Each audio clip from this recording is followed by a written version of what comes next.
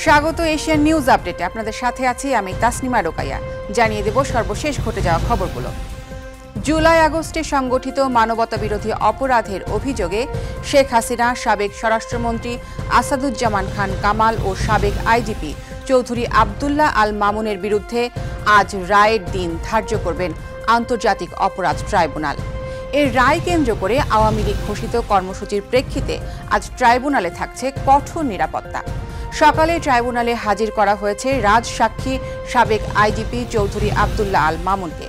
গত 23 অক্টোবর বিচারপতি মোহাম্মদ গোলাম মর্তুজা মজুমদারের নেতৃত্বাধীন 3 সদস্যের আন্তর্জাতিক অপরাধ ট্রাইব্যুনাল শুনানি শেষে রায়ের দিন নির্ধারণের জন্য আজ 13 নভেম্বর ধার্যের আদেশ দেন। আজ জাতির উদ্দেশ্যে ভাষণ দেবেন অন্তর্বর্তী সরকারের প্রধান উপদেষ্টা ডক্টর মোহাম্মদ ইউনূস। দুপুরে প্রধান উপদেষ্টা এই ভাষণ দেবেন বলে জানিয়েছে প্রধান উপদেষ্টার প্রেস উইং।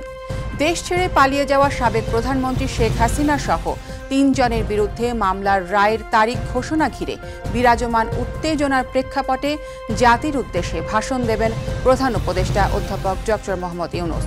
সর্বশেষ গত 5 আগস্ট জুলাই গণ অভ্যুত্থান দিবস উপলক্ষে জাতির উদ্দেশ্যে ভাষণ দিয়েছিলেন প্রধান উপদেষ্টা। দর্শক, এই ছিল এশিয়ান নিউজ আপডেট। আমাদের পরবর্তী আপডেট দেখার আমন্ত্রণ রইল। ধন্যবাদ সাথে থাকার জন্য।